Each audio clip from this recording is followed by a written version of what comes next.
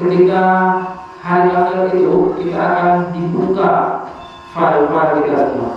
Jadi semua kejadian-kejadian terjadi di kita dari awal kita menjadi janin, terus kita lahir, terus kita anak kecil, terus kita jadi dewasa, tua, itu semuanya sudah punya dokumen satu. Dokumen yang bernama diri kita sendiri. Lalu Allah Subhanahu wa Ta'ala membuka dokumen file kita semuanya. Maka di dunia ini saja kita sudah bisa melakukan itu. Sekarang ada istilahnya media sosial, yang mana semua kegiatan orang itu ada di situ. Sehingga ketika kita melihat apa yang terjadi ketika kita 4 tahun sebelumnya atau ketika kita 5 tahun sebelumnya, itu bisa kita lihat. Bahkan orang sekarang itu mengabadikan momen itu ke dalam sebuah status atau ke dalam sebuah foto, apakah itu di Instagram atau di Facebook atau di Twitter dan lain sebagainya. Mereka mendokumenkan. Itu hanya sebagian kecil yang mereka inginkan. Sedangkan file kita, dokumen kita itu sudah dipersiapkan sama Allah Subhanahu wa Ta'ala, dan itu akan diadili. Semua apa yang kita lakukan di dunia ini, apakah kita banyak kebaikannya atau banyak keburukannya, itu semua akan diadili di hari di mana tidak ada pengadilan yang lebih adil daripada pengadilan Allah Subhanahu wa Ta'ala.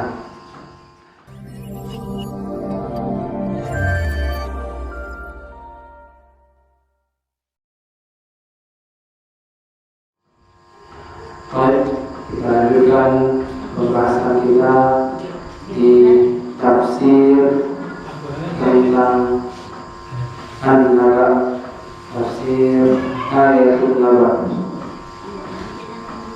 Boleh buka Al-Qurannya.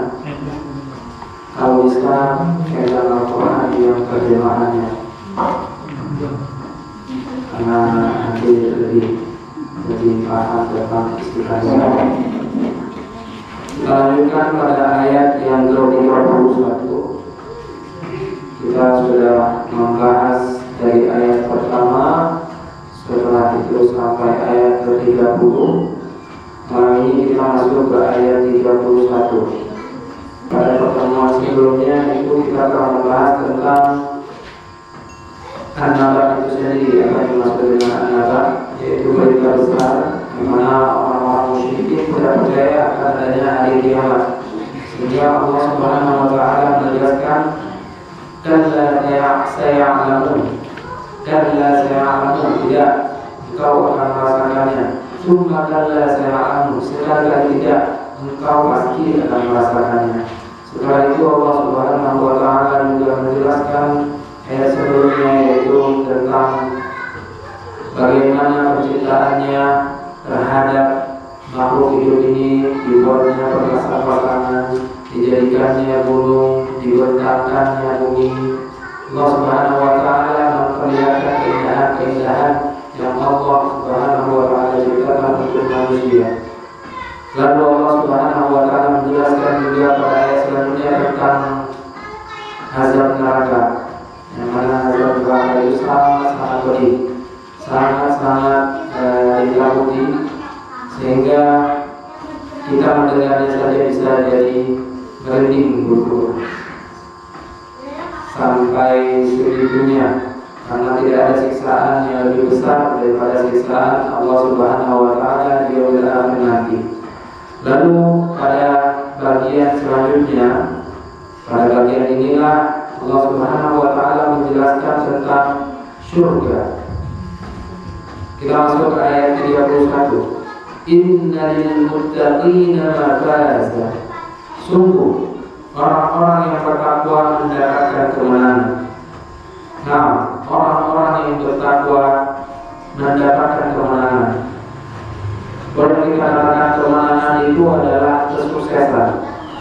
Kesuksesan, kalau bagi orang sekarang itu kesuksesan hanya di dunia saja. Padahal kesuksesan sebenarnya adalah kesuksesan di akhirat. Sukses besar di akhirat adalah sukses yang sebenar-benarnya. Sehingga Allah Subhanahu wa Ta'ala katakan dalam ayat yang lain, "Faman zuhziha 'anil nar wa udkhila al-jannata faqad faz." Maka barang siapa yang dimasukkan ke dalam neraka, wa udkhila al-jannata faqad faz, lalu dimasukkan ke dalam jannahnya, faqad faz, maka itulah kesuksesan yang sangat besar. Maka kesuksesan wa mal hayatud dunya illa ghurur, maka tidak ada kehidupan dunia itu hanyalah tipu daya. Seperti hanya pada penjelasan sebelumnya bahwasanya manusia itu hanyalah seorang yang lagi bermusafir. Maka ketika dia berjalan untuk menuju tujuannya, lalu ketika dia berjalan dia capek sehingga dia istirahat sebentar. Nah, istirahat sebentar itulah kita di dunia. Setelah itu kita lanjutkan lagi ke perjalanan kita menuju tujuan. Istirahat sebentar itu hanya menarik nafas atau bisa jadi berbekal. Kita membawa bekal, kita makan bekal kita, lalu kita pergi lagi menuju tujuan kita. Itulah tujuan yang sebenarnya. Lalu kepada tujuan itu apa yang sudah kita persiapkan, bekal apa yang sudah kita persiapkan. Karena sesungguhnya wa ma hayatud dunya illa mata'ul ghurur. Tidaklah dunia itu hanyalah tipu daya saja. Hingga tipu daya yang sekarang kita mainkan itu apakah akan berhasil atau dia akan gagal. Yang menentukannya adalah diri kita sendiri. Yang menentukan adalah diri kita sendiri. Sehingga kalau seandainya kita mau kemenangan, maka jadilah orang-orang yang bertakwa. Tapi kalau seandainya kita mau gagal, maka jadilah orang-orang yang menikmati hidup dengan apa yang dia inginkan, tidak peduli itu larangan atau itu perintah, dia lakukan sesuka hati, sehingga semuanya itu atas seenaknya saja, dan itu tidak layak disematkan oleh seorang muslim. Karena seorang muslim kalau seandainya sudah mengatakan bahwasanya dia menikmati hidup, dia menjalankan perintah Allah Subhanahu wa Ta'ala, dan tentu menghindari larangan-larangan Allah Subhanahu wa Ta'ala, dan ketika itu dia menikmati untuk bisa bermunajat kepada Allah, mencari ridhonya, dan juga memperbanyak bekal amalannya untuk tujuannya, yaitu akhirat nanti. Ini sebenarnya metode daripada Al-Quran. Metode Al-Quran itu targhib wa tarhib. Dia memberikan motivasi, juga dia memberikan pernyataan. Jadi pernyataan itu sudah dijelaskan ayat sebelumnya, yaitu tentang neraka, bagaimana dahsyatnya neraka, siapa saja yang bisa masuk ke neraka, dan lain sebagainya. Lalu Allah memotivasi kita juga. Bagaimana caranya? Kalau seandainya kamu berbuat salah, maka kamu mendapatkan neraka. Tapi kalau seandainya kamu berbuat baik, maka otomatis kamu juga akan mendapatkan kesuksesan. Yaitu apa? Berupa jannah, yaitu surga. Apa yang terdapat di dalam surga? Ayat selanjutnya, hada'iqa wa a'naba, yaitu kebun-kebun dan buah anggur. Nah, kalau kita lihat sekarang itu buah-buah yang memang sangat-sangat mahal itu memang buah anggur. Kenapa dikatakan buah anggur? Dari buah anggur itu bisa dijadikan khamar, memabukkan, dan itu sangat mahal lagi harganya. Maka buah anggur ini diibaratkan buahnya surga. Karena apa? Karena kamu saja bisa merasakan di dunia seperti itu. Apalagi anggur akhirat nanti, anggur di surga nanti lebih lebih luas daripada yang punya di dunia. Punya di dunia saja kamu makan begitu lezatnya, setelah itu bisa kamu jadikan arak, bisa kamu jadikan anggur, bisa kamu jadikan minuman keras. Itu saja sudah banyak kamu ambil manfaatnya. Lalu bagaimana dengan anggur di surga nantinya? Otomatis anggur di surga juga melebihi daripada apa yang ada di dunia ini. Lalu ayat selanjutnya, buat kawa'ida atraba. Nah, ini adalah kawa'ida atraba dan gadis-gadis remaja yang sebaya. Artinya orang-orang yang mendapatkan surga, dia mendapatkan kenikmatan. Kenikmatan apapun. Di dunia ini kita punya kenikmatan makan enak. Di dunia ini kita punya kenikmatan berpasang-pasangan dengan suami istri. Pun begitu juga di akhirat nantinya, kamu juga akan diberikan makanan yang makanannya itu melebihi makanan di dunia, dan kamu juga bisa saling melepaskan rindu dengan gadis-gadis remaja yang sebaya yang ada di surga nanti. Maka ini menunjukkan bahwa di surga nantinya kita juga akan mendapatkan hal-hal yang memang dalam pikiran manusia di dunia itu sangat enak, sehingga Allah melogikakan akan waktu-waktu atau gadis-gadis remaja yang sebaya. Jadi nanti waktu di akhir waktu dibangkitkan ada lagi yang tua, ada lagi yang yang berita, semuanya sebaya, semuanya sama. Semuanya tidak ada yang yang lebih tua atau yang lebih muda. Semuanya dibangkitkan satu umur semuanya. Jadi tidak ada yang anak-anak kecil bisa lari akak. Ketika dibangkitkan itu semuanya sebaya kita. Wakatsan dihara. Ayat selanjutnya, dan gelas-gelas yang penuh berisi minuman. Kalau seandainya di dunia ini ketika disuguhkan oleh sebuah minuman yang sangat lezat, otomatis kita mendapatkan kenikmatan. Bagaimana halnya dengan di akhirat nanti? Di akhirat nanti kita memang sudah disiapkan. Jadi ketika kita mau, kita pikirin langsung ada. Kita mau ini langsung datang. Jadi nggak perlu kita ambil, kita usaha, kita untuk mendapatkannya enggak kita pikirin, dia datang sendiri. Seperti itu, sehingga sangat-sangat nikmat yang sangat-sangat besar bagi orang-orang yang bertakwa. Allah Subhanahu wa Ta'ala memberikan kepada orang-orang yang bertakwa, yaitu orang-orang yang masuk surga. Jazaa'an min rabbika 'ata'an hisab. Dan ini adalah sebagai balasan dan pemberian yang cukup banyak dari Tuhan.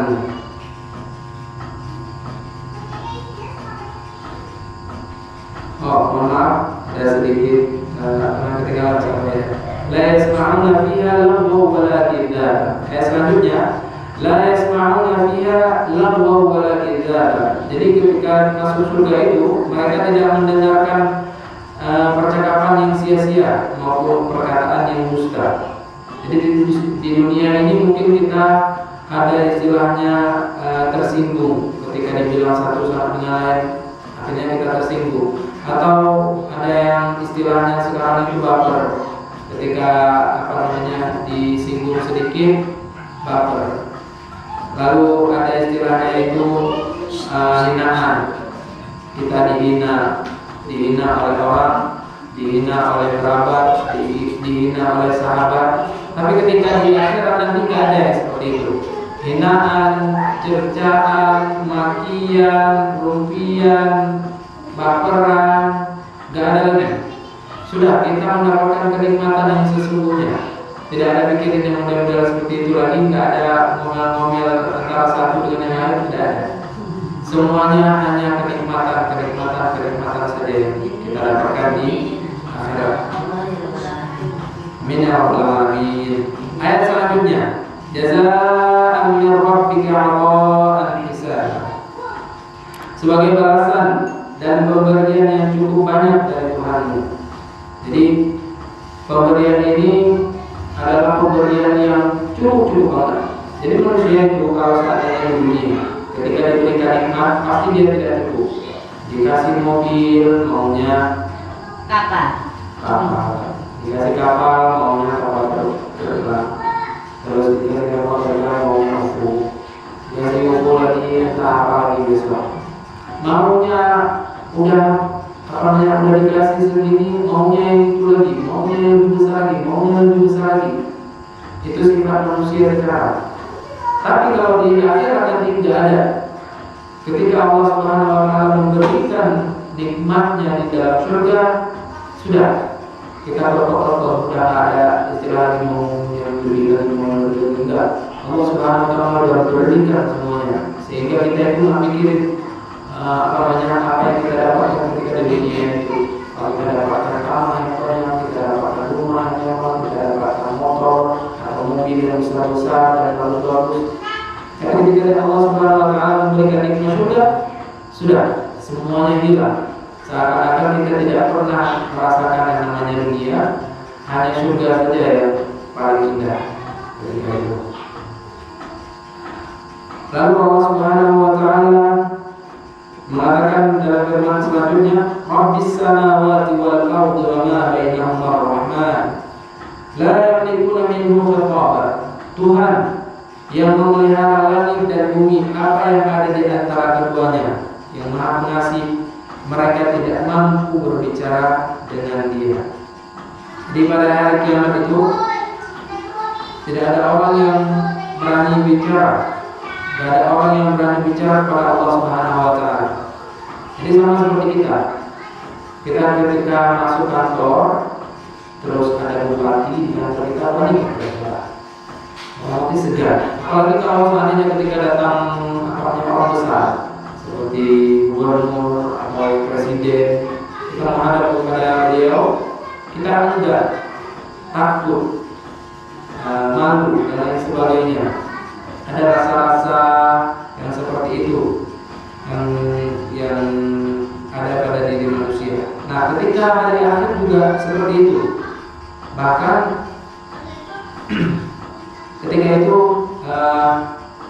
malaikat gak ada yang berani ngomong, gak ada yang ngomong kecuali hanya berbisik-bisik saja. La yasma'una illa hamsa. Jadi mereka itu gak berani ngomong kecuali hanya berbisik-bisik saja. Jadi nabi-nabi saja ketika pada hari akhir itu dibangkitkan dan kepada sirat nabi-nabi yang Allah salih. Itu nabi-nabi saja yang memang ketakwaannya itu sudah melebihi orang biasa. Lalu bagaimana dengan kita? Otomatis kita nggak berani ketika kita melihat Allah Subhanahu wa taala, keindahannya, kita tidak berani berpikir apa-apa. Hanya kalau seandainya kita berani, kita hanya berbisik-bisik saja. Seakan-akan kita itu orang takut enggak akan Allah Subhanahu wa taala ketika itu. Apalagi yang berdosa, dia tahu bahwasanya dia itu di dunia melakukan dosa, setelah itu di dunia juga melakukan maksiat, sehingga pada hari di mana dibangkitkan dan dikumpulkan, mereka tidak berani apa-apa, bahkan mereka menunduk semuanya, mengaku bersalah bahwasanya kenapa saya di dunia itu berbuat seperti ini, kenapa di dunia itu saya berbuat yang tidak baik, kenapa enggak saya ikuti bulan, kenapa enggak saya ikuti bulan, dan itu semuanya penyesalan. Maka penyesalan itu akan hadir ketika akhir. Jemaah kaum muslimin dan muslimat sedang sholat maghrib di Allah Subhanahu wa taala. Lalu ayat selanjutnya, yauma yaqumu ruhu wal malaikatu shaffa la yatakallamuna illa man adina lahu rahman wa qala shawaba.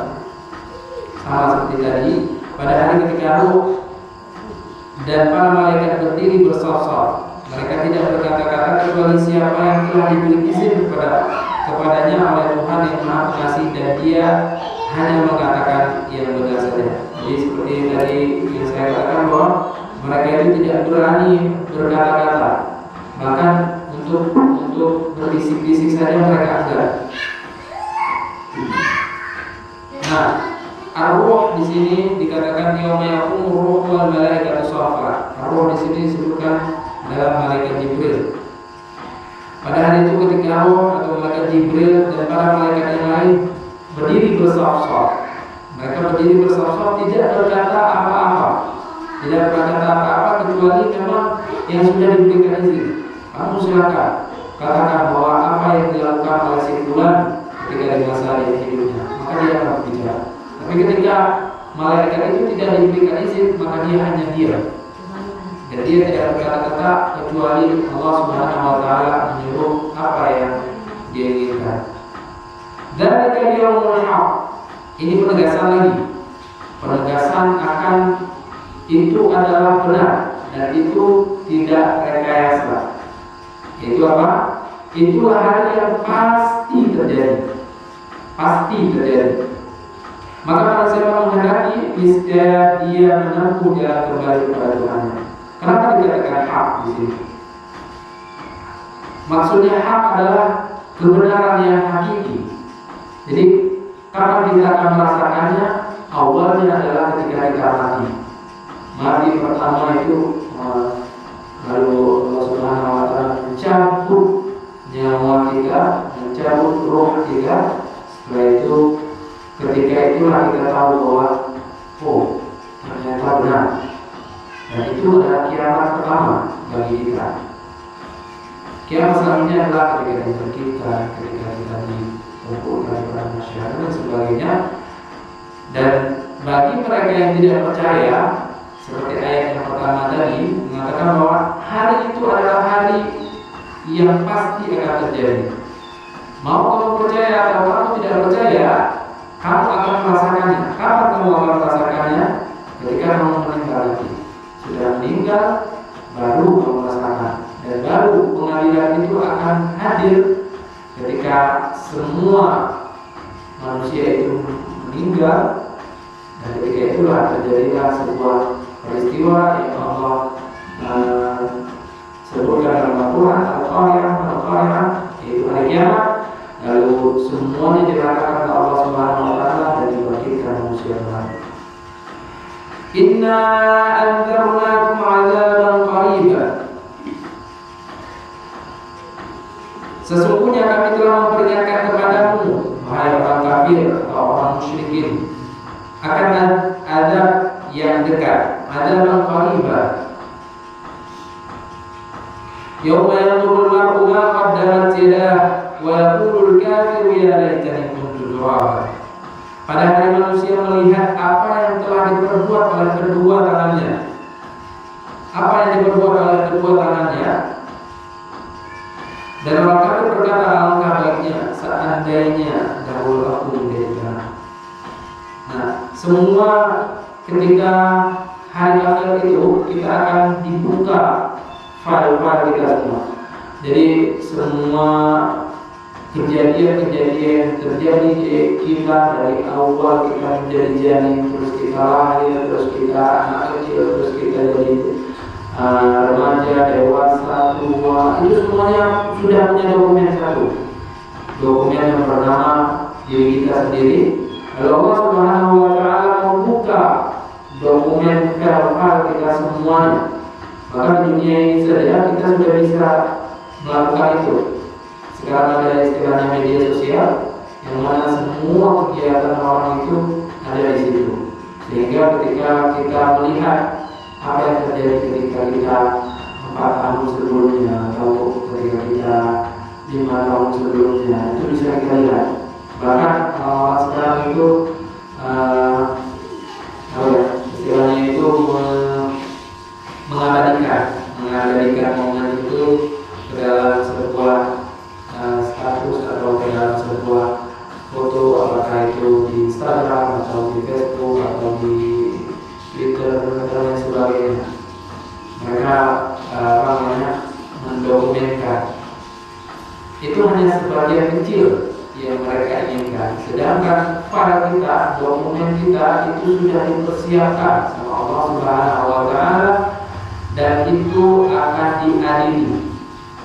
Semua apa yang kita lakukan di dunia ini, apakah kita banyak kebaikannya atau banyak keburukannya, itu semua akan diadili di hari di mana tidak ada pengadilan yang lebih adil daripada pengadilan Allah Subhanahu wa Ta'ala. Lalu jangankan manusia, kambing saja ketika itu juga disidang. Jadi kenapa orang-orang kafir itu mengatakan alangkah baiknya seandainya aku dahulu itu menjadi menjadi tanah. Alangkah baiknya kalau seandainya aku itu menjadi tanah. Kenapa? Karena ketika kambing itu digesos, lalu setelah digesos itu dia akan menjadi tanah ketika hari akhir nanti. Misalnya gini, dulu ketika Abu Dhar dan Rasulullah SAW tanya, kenapa itu dua kambing itu? Dua kambing itu kenapa sih berantem, saling tabrakan itu? Rasulullah mengatakan bahwa kenapa kambing itu? Apakah dia merebut kekuasaan atau ingin kawin dengan pasangan yang lain atau kenapa? Lalu Abu Dhar Al-Ghifari juga mengatakan, saya tidak tahu ya Rasulullah, tidak tahu saya. Tapi Rasulullah SAW menjawab, walakin Allah ya'lam. Akan tetapi Allah Subhanahu wa Ta'ala ya'lam. Allah Subhanahu wa Ta'ala menyatakan, Allah Subhanahu wa Ta'ala mengetahui dan mereka akan diadili pada hari akhir. Bagaimana binatang itu diadili? Jadi ketika hari akhir itu binatang meminta haknya akan diadili. Apakah dengan binatang juga atau dengan manusia? Jadi ketika sudah diambil haknya, maka dia akan dikisos atau dimatikan oleh Allah, dan dia akan jadi tanah. Jadi hewan-hewan itu akan menjadi tanah setelah dia mengambil hak dia. Jadi kalau seandainya kita di dunia ini menyiksa binatang, ada kucing, kita ambil kucingnya, kita potong itu ekornya. Nah, ketika di hari akhir dia akan meminta pertanggungjawaban kita, hak dia, bahwa itu ciptaan Allah, kenapa kamu siksa anak saya? Dia akan meminta hak dia sendiri. Bukan cuma itu, bahkan yang sekecil semut sekalipun, ketika kita sengaja menginjaknya, semut itu akan meminta pertanggungjawaban kita. Lalu setelah dia mendapatkan haknya ketika di akhirat nanti, maka Allah Subhanahu wa Ta'ala akan mengembalikannya menjadi debu atau jadi tanah. Maka orang-orang yang lagi viral itu,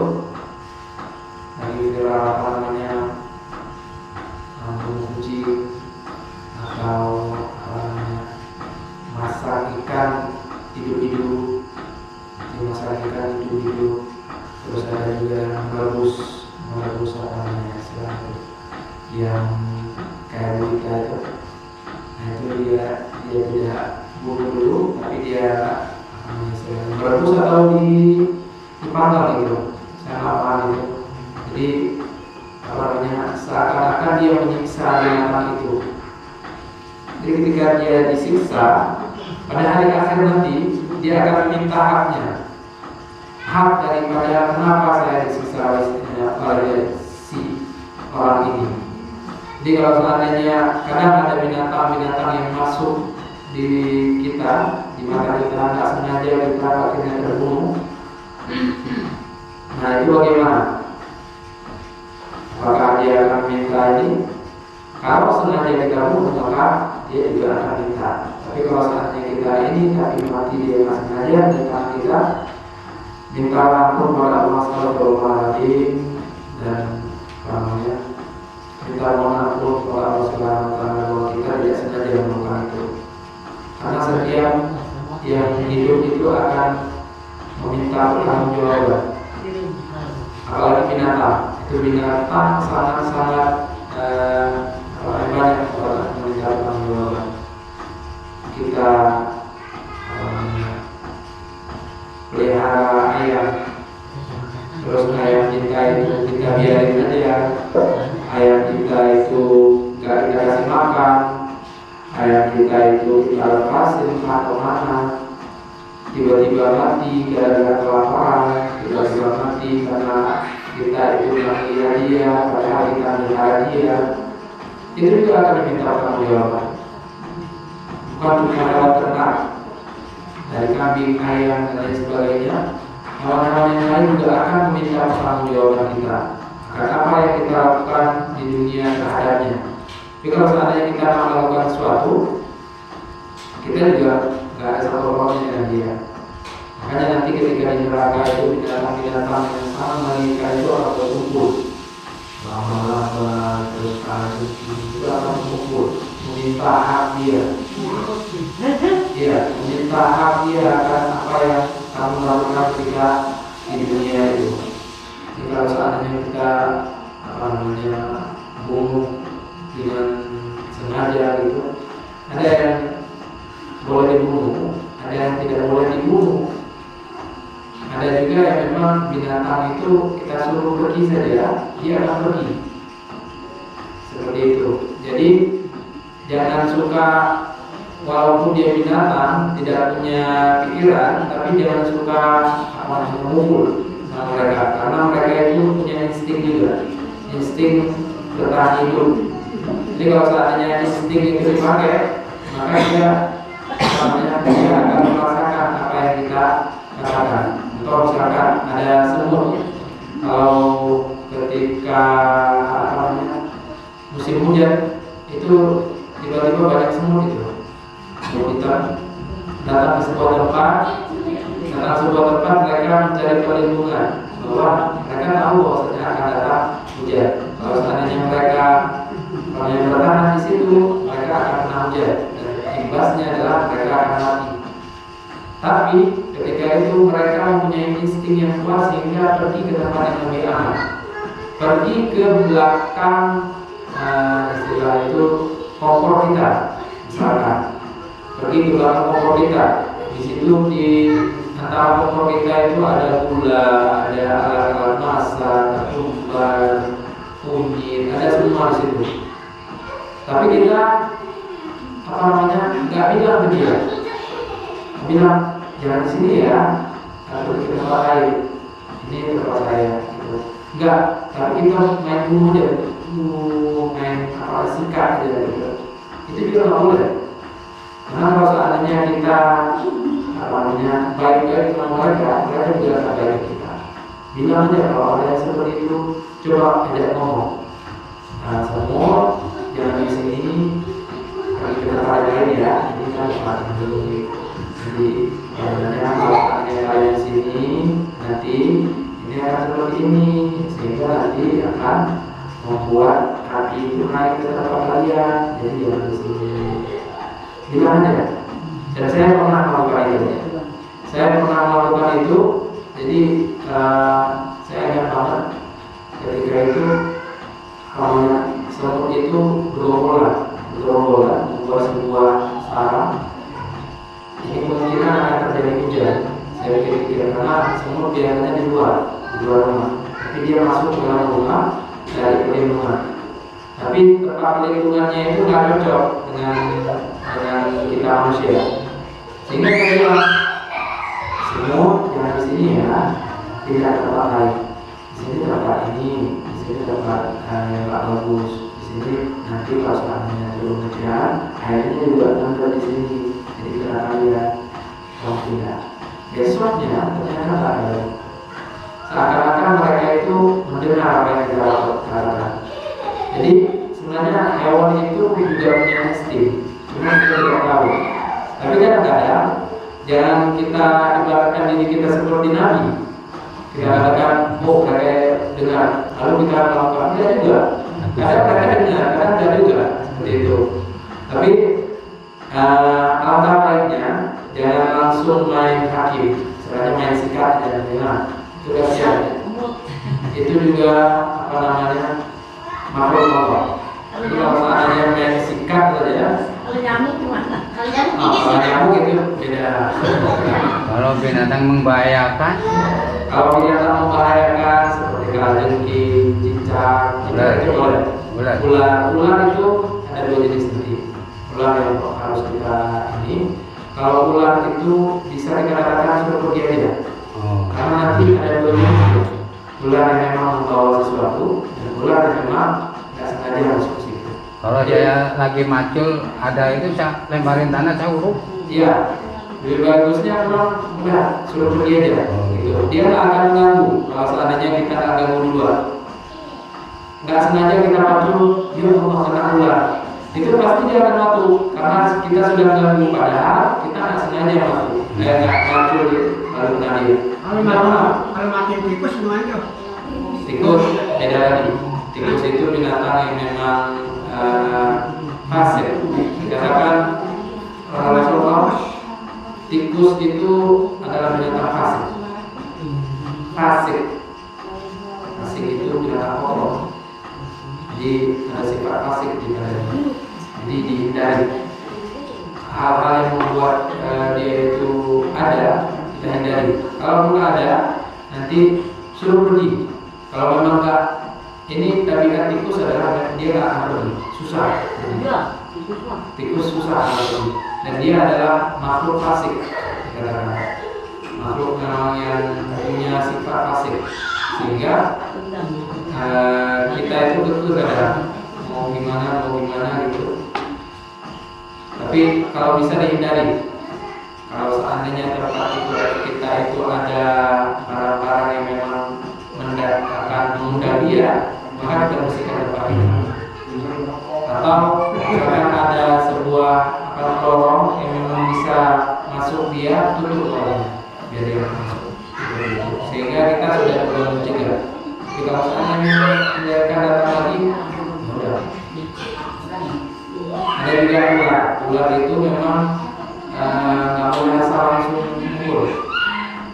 Ular itu sama hampir seperti semut tadi. Tapi juga ular ada yang membawa sesuatu. Jadi kadang itu ada istilahnya membawa berita. Jadi kalau seandainya kita mukul ular itu, jadi nanti kita akan sakit. Jadi kalau udah sakit itu biasanya itu ular-ular yang ada santetnya. Atau ini kan kita ada makhluk yang di sekeliling kita yang kita nggak tahu peliharaan mereka. Jadi kalau seandainya kita peliharaan mereka akan minta terjual seperti itu. Makhluk misalkan makhluk kasar mata, misalnya kita. Jadi mereka itu punya istilahnya peliharaan juga. Salah satunya adalah ular itu. Kalau ular peliharaan mereka yang nggak sengaja masuk ke rumah kita lalu kita bunuh tanpa kita bilang suruh pergi atau apa, mereka akan minta pertanggungjawaban kita. Nanti bisa dikasih sakit atau ada kita untuk ular itu nanti kita santet atau apa. Dan itu banyak terjadi. Karena ular itu juga ada sifat-sifat yang seperti itu. Jadi kalau masuk ular, suruh pergi dulu. Kalau dia datang lagi, nanti boleh pakai kekerasan. Tapi jangan sampai, kalau bisa jangan sampai dulu. Kecuali ular-ular memang berbahaya. Kira-kira itu bisa menghilangkan nyawa kita. Itu untuk menjaga-jaga diri boleh. Kobra. Iya, kalau seandainya memang ini. Tapi ular sebisa-bisanya, maksudnya sekuat-kuatnya bisa dia itu. Biasanya kalau dia dikatakan suruh pergi, dia akan pergi. Kecuali kalau seandainya kita punya niat jelek kita mau bunuh dia, itu dia tahu. jadi dia akan melawan. Seperti itu. Itu istilahnya insting hewani, insting daripada hewan itu sendiri. Dia mempunyai sifat yang seperti itu. Baik, jamaah salat maghrib menjelang isya dirahmati Allah Subhanahu wa taala. Jadi Allah Subhanahu wa taala menjelaskan pada ayat ini yaitu keindahan surga. Yang mana di surga itu kenikmatan yang tiada tandingannya. Kalau kita bandingkan dengan di dunia itu hanya secuil saja. Di surga itu lebih apa yang kita rasakan di dunia. Surga itu wanginya saja sudah kecium 40 tahun jaraknya. Jarak kita bukan 40 km, 40 tahun jarak kita. Bagaimana? 40 tahun jarak kita. Itu sudah kecium bau surganya. Lalu luasnya itu seluas langit dan bumi, luas banget. Jadi kalau seandainya kita lihat film-film yang keindahan, katanya ada negeri dongeng, negeri para peri itu dan lain sebagainya, itu hanya dongeng saja, dan itu bisa dikatakan hanya secuil daripada surga. Maka kita di dunia ini tidak ada apa-apanya dengan surga. Kenikmatan dunia ini tidak ada apa-apanya dengan surga Allah Subhanahu wa taala yang Allah berikan kepada hamba-hamba tadi. Lalu Rasul dulu pernah masuk ke surga. Itu ketika Isra dan Mi'raj. Jadi Rasul juga pernah masuk surga. Dan di dalam surga itu ada batu-batu mutiara dan tanah-tanahnya itu dari misk, dari minyak wangi. Jadi segitu besarnya gitu. Airnya putih berbiji putih susu. Terus bangunannya itu indah, terbuat dari emas dan perak. Kandungannya itu beraroma manis, bahkan yang sangat-sangat indah yang tidak pernah kita lihat itu ada di dalam surga. Lalu orang yang sudah masuk surga, dia tidak akan mati, dia kekal di dalam surga Allah Subhanahu wa taala, dan pakaiannya tidak pernah rusak. Pakaian kita mau pakai pakaian apa itu nggak akan pernah rusak.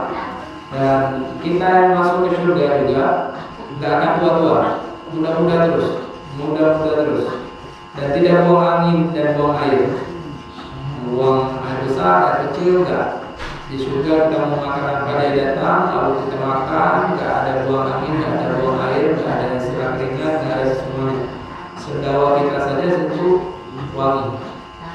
Kalau sendawa dunia ini mau subhanallah, karena hasil kotoran. Tapi kalau udah di surga kita sendawa kita aja wangi. Kalau yang kita mau datang sendiri. Nggak ada istilah BAB, kita muda-muda terus. Dan itu kenikmatan yang Allah berikan kepada orang-orang yang bertakwa. Lalu di mana kita sekarang? Jadi ayat ini juga menjelaskan ayat yang sebelumnya. Itu ketika Allah Subhanahu wa taala mengatakan bahwa kiamat atau hari akhir itu ada, Allah Subhanahu wa taala memiliki dua metode. Metode pertama adalah metode memberikan peringatan. Seperti hanya Allah Subhanahu wa taala menjelaskan pada ayat yang lain, inna yawmal fasli kana miqata, sesungguhnya hari kebangkitan itu benar-benar datang. Jadi dikatakan bagaimana neraka, bagaimana isinya, bagaimana air dan makanannya, itu untuk membuktikan bahwasanya memang benar-benar akan terjadi. Tetapi setelahnya Allah Subhanahu wa taala memberi motivasi kepada kita. Motivasinya adalah kalau seandainya kamu mau neraka, maka buatlah apa yang kamu inginkan. Tapi kalau seandainya kamu mau surga, maka ini akan balasannya. Apa balasannya? Yang seperti kita katakan tadi, mendapatkan tubuh-tubuh yang penuh dengan anggur, terus kita mendapatkan orang-orang yang sebaya atau gadis-gadis yang sebaya. Kita mau makan datang, mau hidup kita kita datang, tidak ada istilah muda, tidak ada istilah tua, kita muda-muda terus, lalu pakaian kita tidak pernah usah dan lain sebagainya. Sehingga tarhib wa tarhib itu ada. Sehingga Allah Subhanahu wa taala tidak hanya memberikan peringatan tapi juga memberikan motivasi kepada kita. Sehingga apa? Sehingga kita punya keinginan untuk berbuat baik. Punya keinginan untuk merubah diri dan punya keinginan untuk memperbaiki apa yang kurang daripada diri kita.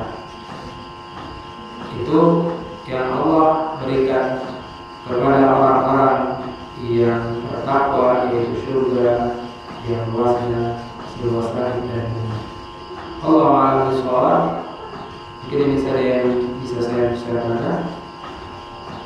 Akhirul majlis. Subhanallahumma wa bihamdika asyhadu an la ilaha illa anta astaghfiruka wa atubu ilaik.